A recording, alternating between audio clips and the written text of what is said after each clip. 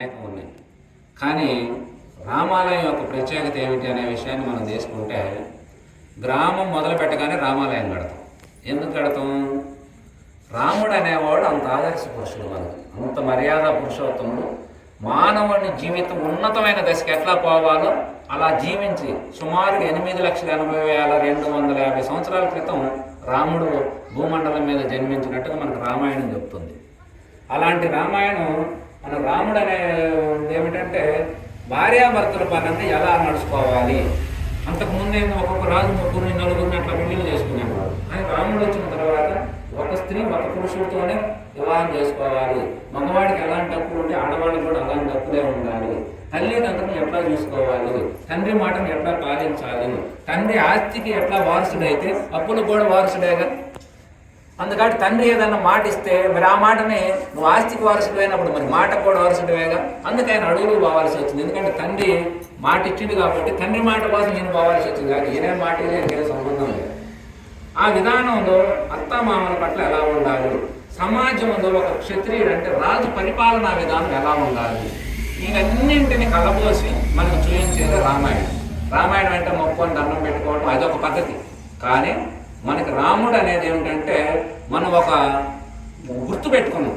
ఆ గుర్తు ప్రకారం రోజుగా మనం ప్రయాణం చేయాలి. అంటే సీతారాములు అనేది మనం పెట్టుకుంటే రామాలయంలో భజన చేసాం అనుకోండి, సీతారాముల లెక్క మన భార్యాభర్తలు ఉండాలని దాని అర్థం. తండ్రి కొడుకులు అలా ఉండాలి.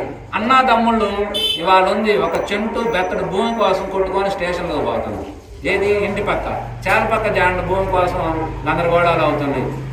తండ్రిని కన్న కొడుకులు చంపేస్తున్నారు ఆస్తుల కోసం. ఆడపిల్లలకి ఏదో కాస్త ఇచ్చిందని చెప్పి వాళ్ళకి ఇస్తామని చెప్పి దారుణాతి దారుణాలని జరుగుతుంది. కానీ రాముడు ఇవాళ సాయంత్రం వచ్చి చెప్పారు ఏమంటే రేపు పొద్దున మీరు పట్టాభిషక్తులు అవుతారని. మళ్ళీ రేపు మధ్యాహ్నం పిలిచి నువ్వు అడవులు పోవాలని చెప్తే ఆయన అప్పుడు పొంగింది లేదు రాజన్న, తర్వాత పొంగిందే లేదు. చక్కగా 14 సంవత్సరాలు అడవుల్లో రాజ్యం చేసి చక్కగా ఇంటికి రావటం జరిగింది.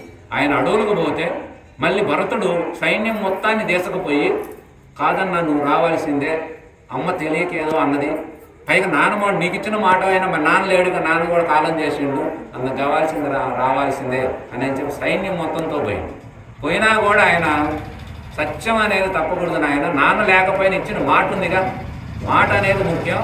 నాన్న నాకు నువ్వు అడవుల్లో 14 సంవత్సరాలు అడవుల్లో ఉండు, అలాగే భరతుడు పాలించమని మన ఇద్దరికి శిరోకాజ్ఞ జారీ జరిగింది, ఆ ప్రకారం మన ఇద్దరం జీవించాలని చెప్తే ఆ మాటని ఈ సంభాషణ అంతా జరిగింది ఎక్కడ?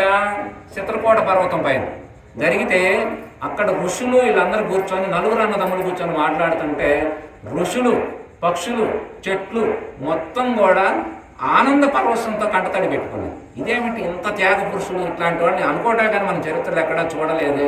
అప్పుడు రాముడు ఏం చెబుతాడు? కాదు నువ్వు పాలించంటాడు. తమ్ముడు కాదన్నా నువ్వు పాలించాలంటాడు. రాజ్యం నాకు రాజ్యం అనాల్సింది పోయి అప్పటికి నాకు రాజ్యం అని చెప్పి యుద్ధాలు జరిగి అట్లా కొట్టుకొని చచ్చిపోయేవాడు. కానీ రాముడు లక్ష్మణులు అలా లేరు. నీకోసమే నేను, నా కోసమే నువ్వు అన్నట్టుగా వాళ్ళ వాగ్దానాలన్నీ అలా ఉండి అప్పుడు ఆ తీరా రాముడు ఒప్పుకోవాలి, నేను ఇలానే పాటిస్తా, నా మాటగా నువ్వు అలానే పాటించమన్నాడు. అప్పుడు ఆయన భరతుడు చేసిన పని ఏమిటో తెలుసా? అన్నా నువ్వు 14 సంవత్సరాలు ఒక్క రోజు దాటినా నేను అగ్ని ప్రవేశం చేస్తా, కానీ నువ్వు 14 సంవత్సరాలు నిండిన సూర్యోదయం కల్లా నాకు కనపడాలి అని ఆజ్ఞ తీసుకొని ఇదిగో నీకు ఆయనకు ఆల్రెడీ రాజు కావటం కోసం బంగారు పాదుకులు అవన్నీ తయారు చేయించారు. అవన్నీ తీసుకొచ్చి ఈ పాదుకులు ఒకసారి నీ పాదం మోపివ్వు అని చెప్పి పాదం మోపితే నెత్తిని పెట్టుకొని వాటిని సింహాసనం మీద పెట్టి 14 సంవత్సరాలు ఆయన పక్కన ఉండి, అలాగే రామలక్ష్మణులు ఏ బ్రహ్మచర్యం పాటించి ఋషత్వాన్ని నడిపించారో భరతుడు కూడా భార్యాభర్తల సాంగత్యం లేకుండా 14 సంవత్సరాలు బ్రహ్మచర్యం పాటిస్తూ అద్భుతమైనటువంటి భూమండలం మొత్తం పరిపాలన చేసేది. ఎవడు చేస్తాడు? అన్న కోసం తమ్ముడు, తమ్ముడు కోసం అన్న ఎవరు చేస్తాడు? అట్లాంటి పరిపాలనా విధానం అంతా సమకూర్చి, అందుకే మనకి రామాలయం ఎందుకు కడతామంటే కుటుంబ వ్యవస్థకి మనకి ఆదర్శ పురుషుడు రాముడు.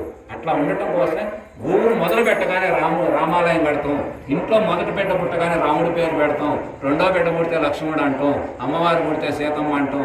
ఇట్లా అనేక రకమైన పేర్లు ఎందుకు పెట్టుకుంటామంటే అలాంటి పేర్లు పెడితే అలా జీవిస్తే జీవితం ఎంత హాయిగా ఉంటుంది.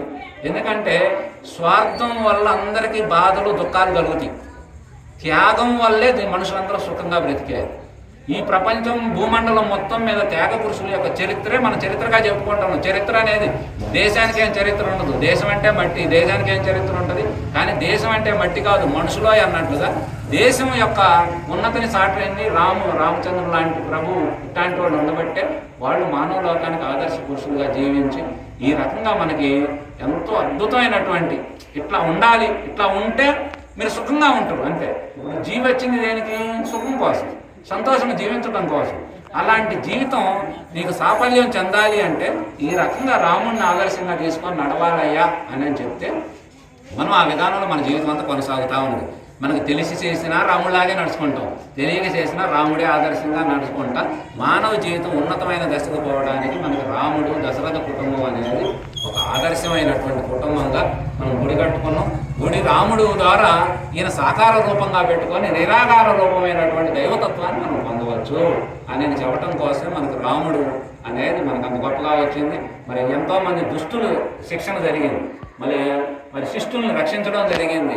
ఇట్లా ఒక మాట ఇస్తే మాట మీద తప్పటం కానీ, యుద్ధంలో వెనుదిరగటం కానీ, ఆయన జీవితంలో అట్లా ఎంతవరకు మాట్లాడాలో అంతవరకే మాట్లాడడం కానీ, ఎవరినైనా ఎక్కువ తక్కువ మాట్లాడడం కానీ, దూషించడం కానీ, ద్వేషించడం కానీ, చిన్నపుచ్చడం కానీ ఇవేమీ ఉండవు. అంత గొప్ప పరాక్రమవంతుడై భూమండలం మీద అలాంటి ధనుర్ధారి ఇంతవరకు పుట్టల. ఆ తర్వాత మనకు మహాభారతంలో మళ్ళీ కాస్త అర్జునుడు, భీష్మాచార్యులు కనపడతారు. కానీ ఆ స్థాయిలో అంత గొప్పవాడు రాముడు. అయినా కూడా ఎప్పుడు నిగర్విగానే గర్వం లేకుండా అట్లా కుటుంబం మొత్తాన్ని చేసి ఇంత చేసినా ఇదంతా జరిగింది. లోకం కోసం నిందలు వరాయించారు. సీతమ్మ తల్లి దూరమైంది. ఇవన్నీ అయిపోయిన తర్వాత 11,000 సంవత్సరాలు భూమండలాన్ని పాలించిన తక్కువ రోజులు కాదు. వాస్తవానికి ఆ రోజు ప్రకారం అయితే ఈయన తక్కువ పాలించినట్టు. ఎందుకంటే దశరథుడు 60,000 సంవత్సరాలు జీవించాడు.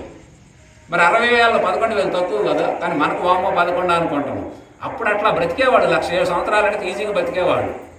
అలా మరి ఆయన 11,000 సంవత్సరాలు భూమండలం పాలించిన తర్వాత మరి అన్నదమ్ములందరికీ కూడా మరి దేహం అనేది వచ్చిందంటే ఏదో ఒక రోజు దాన్ని మళ్ళీ ఉపసంహరణ జరగాలి. కాబట్టి అందులో భాగంగా ఆయన పోయేటప్పుడు మొత్తం 4 రోజులు 8 మంది సంతానం ఉన్నారు. అప్పుడు వాళ్ళ రాజ్యం బాగా విస్తారంగా పెద్దదైంది. 8 భాగాలు చేసి 8 రాజ్యాలు చేసి 8 మందికి కొడుకులకి తలా ఒక రాజ్యం పట్టాభిషేకం చేసి చక్కగా రాముడు పెళ్లి కొడుకులాగా, అంటే మనకి మరణం అంటే భయపడతాం కదా, మరణం కూడా భయపడేది కాదు, మరణం కూడా ఒక పండగ లాంటిదే అని చెప్పటం కోసం సక్కరంగా పట్టు వస్త్రాలు కట్టుకొని బ్యాండ్ మేళాలు పెట్టుకొని ఆయనతో పాటు కొంతమంది సిబ్బంది కలిసి సరయూ నదిలో నుంచి వైకుంఠానికి పోయిండు. ఇది స్టోరీ. అంటే అర్థమైందంటే జీవితం జననం ఎంత హాయిగా ఉంటుందో మరణం ఎంత సంతోషంగా జీవిస్తామో మరణం కూడా అలాంటిదే అని చెప్పడమే దాని ఉద్దేశం. అందుకని మరణానికి కూడా భయపడాల్సిన పని లేదు. ఇక మనకు అలా భగవద్గీత చెప్పేది ఏంటంటే మరణం అనేది ఒక దేహం మారుతమే తప్ప లోన జీవికి అనేది మరణం లేదు.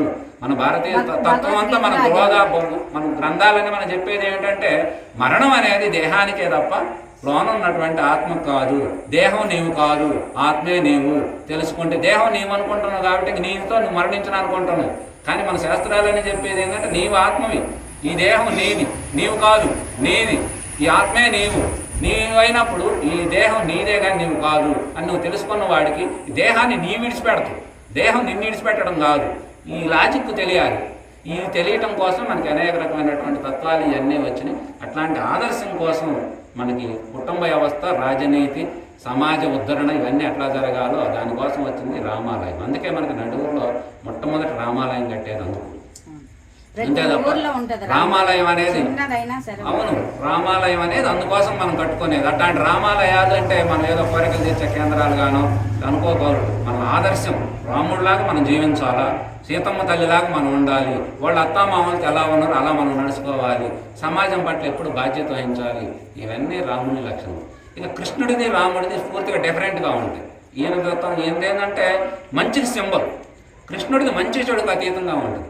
కృష్ణుడు వచ్చి మనకి 5253వ జయంతి రేపు మనం చేసేది. 5253వ జయంతిని మనం రేపు జరుపుకుంటున్నాం. ఆయన భూమండలం మీదకి వచ్చి కొన్ని లక్షల మంది సంహారం జరిగింది ఆయన ద్వారా కూడా, తక్కువేం కాదు. దుష్టులు మొత్తాన్ని, పైగా ఆయన చుట్టూ ఉన్న బంధువుగణం, ఆయన వంశస్థులు, కులస్తులు మొత్తం శత్రువులంతా ఎక్కువ మంది ఉన్నారు. వాళ్ళందరినీ ఆయన కొంత చేసిండు, కొంత పాండవులను అడ్డం పెట్టి కురుక్షేత్రంలో చక్కగా మొత్తం సంహారం జరిగింది.